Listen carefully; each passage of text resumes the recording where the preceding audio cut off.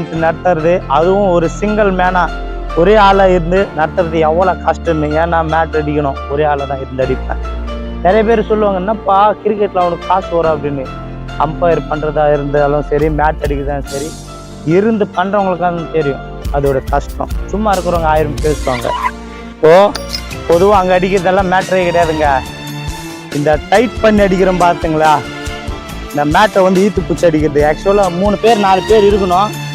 ஆனால் எனக்கு வந்து ஒரே சிங்கிள் ஆளுன்றதுனால இங்கே கையெல்லாம் கூட அடிப்படும் ஈத்துக்கிறப்போ. ஸோ இப்போ தான் டைட் அடிக்கிறது தான்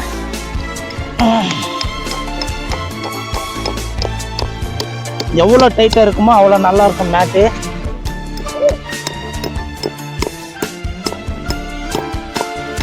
மேட்டு அஷ்டேன். இப்போ போயிட்டு குளிச்சுட்டு கிளம்பி வந்து அம்பையர் பண்ணணும். ஒரு நாள் ஃபுல்லாக 3 மேட்ச்சு, அதாவது காலையில் 8லேருந்து சாயந்தரம் 6 ஆகும். ஒரே ஆள் நின்று அம்பையர் பண்ணுறது எவ்வளோ கஷ்டன்றது நிற்கிற எனக்கு தான் தெரியும். மேட்டெல்லாம் அடித்து முடிச்சதுமே கூட வேலை செய்கிற ஒரு பிரதர் வந்து நான் ஒரே ஒரு மெயில் கொஞ்சம் ஃபார்வர்ட் பண்ணணும், நான் வெளியில் வரட்டேன் அப்படின்னு சொன்னாங்க. ஸோ நான் வீட்டுக்கு போயிட்டு குளிச்சுட்டு கிளம்பிட்டு அப்படியே மேட்ச் வரலான்னு வரப்போ அந்த காலேஜும் வேலையை முடிச்சுட்டு மறுபடியும் மேட்ச் நடத்துறதுக்கு கிளம்பி போயிட்டு இருக்கேன். ஓகே, எங்கள் கிரவுண்ட் யூஸ் பண்ணலாம்.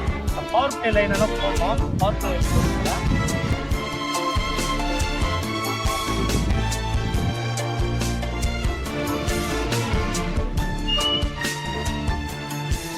நானும் வல்லம் வந்து அம்பையரிங்கு, நான் தான் அந்த மேட் அடிக்கிறது அதெல்லாம் கூட ஒரே ஆள் பண்ணிட்டாலும் அம்பையருக்கு லெக் அம்பையருக்குன்னு ஒன்று வேணும்ல, நான் ஸ்ட்ரைட் அம்பையர் பண்ணலாம்.